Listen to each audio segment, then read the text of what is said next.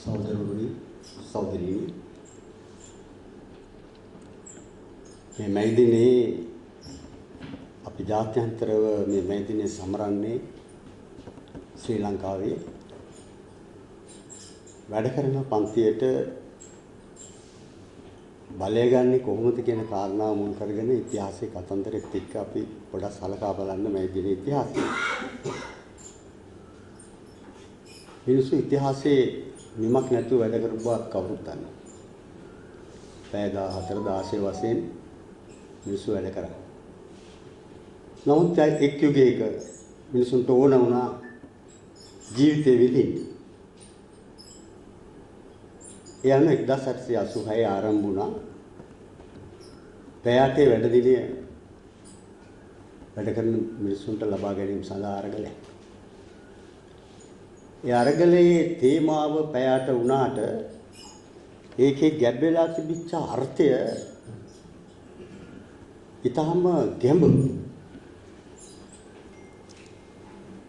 පැයටක් වැඩ කරන්න පැයටක් තමන්ගේ අම්මලා තාත්තලා දරුවෝ වෙනුවෙන් විඳින්න පැයටක් විවේක ගන්න. මේක එදා හැම කතාව මේක ඉස්සරහට ආවේ නැහැ. නමුත් මේ අර්ථය තමයි ඒ සටනේ ගැබ් වෙලා තිබුණේ. ඒතකොට මේකේ 1886 ආරම්භ වෙලා 1889 තමයි ජයගන්නේ. ඒ වෙනකොට විශාල සංඛ්‍යාවක් මේකට ඝාතනය වෙලා තිබුණා. ඉතිහාසයේ සඳහන් වෙන විදිහට ඒ අරගලේ එදිච්ච කම්කරුව 4 දෙනෙක් ගෙල්ලලා මරලා තියෙනවා වරදගත් කළා. මම හිතන්නේ අද මේකට සමාන විදිහට තමයි අපි බලන තැන් වලින් වැඩපොළවල් වල අපිට ඇහෙන්නේ පැයට පැය 14 16 දක්වා වැඩි කරන්නේ කොහොමද කියලා ව්‍යවස්ථාපිත තත්ත්වයන් සකස් කිරීම පිළිබඳ සාකච්ඡාව තමයි ධනපති පන්තියේ ආණ්ඩුව සිදු කරමින් යන්නේ. දැන් සහෝදරවරුනි මේකේ වැදගත් පාඩමක් තියෙනවා.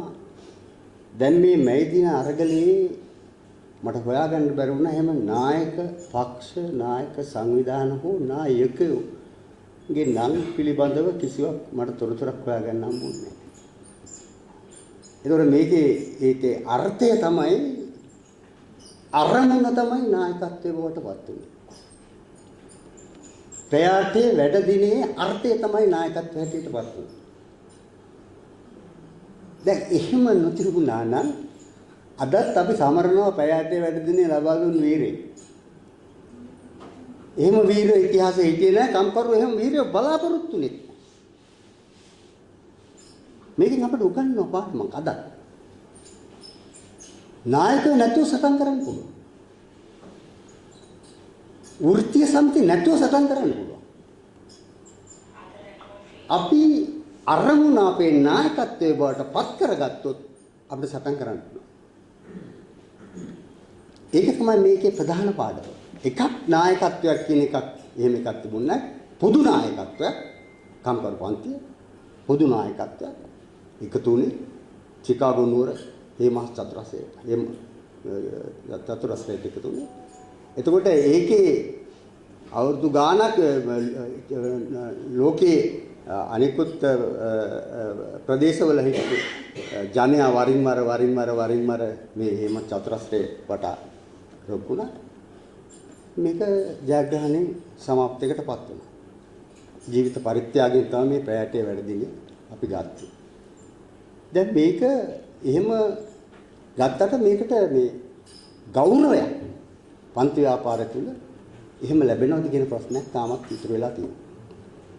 අර සහෝදරයා පැහැදිලි කරපු විදිහට මේක පාවිච්චි කරලා විවිධ ඇමතිවරු වෙච්ච ධනාධිපතිවරු මන්ත්‍රීවරු සංස්ථා සභාපතිවරු වෙච්ච උන් තමයි කම්කරු පන්තිය රවට්ටලා ඡන්දේ පාවිච්චි කරලා ඡන්දේ ආනුභාවයෙන් තමන්ගේ පෞද්ගලිකව වැඩ කටයුතු කරා.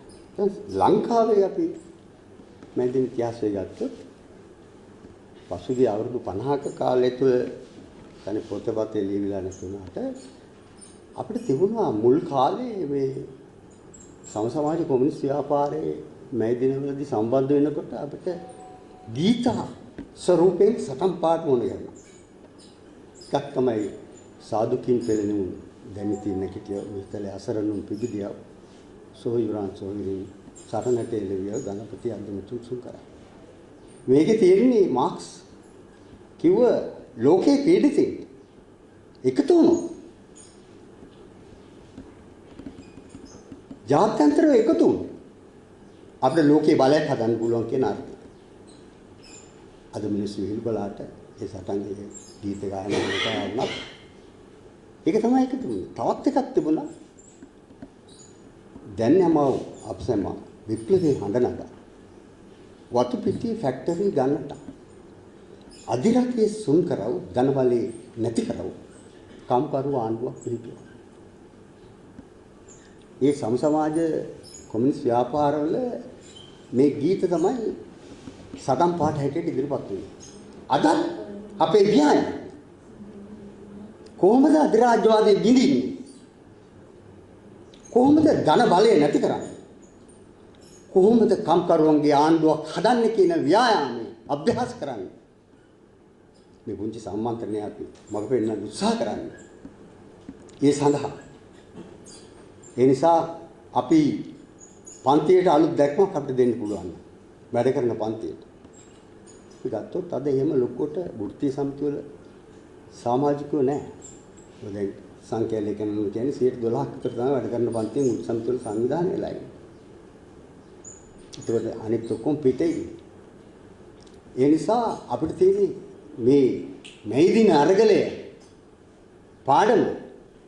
මොකද අපි තේරුම් ගන්න ඕන සහෝදරනේ අද අපි ජීවත් වෙන පරිසරයට සමාජ පරිසරයට වඩා ඉදා සමාජ පරිසරය මීට වඩා ගොඩක් දරුණුයි.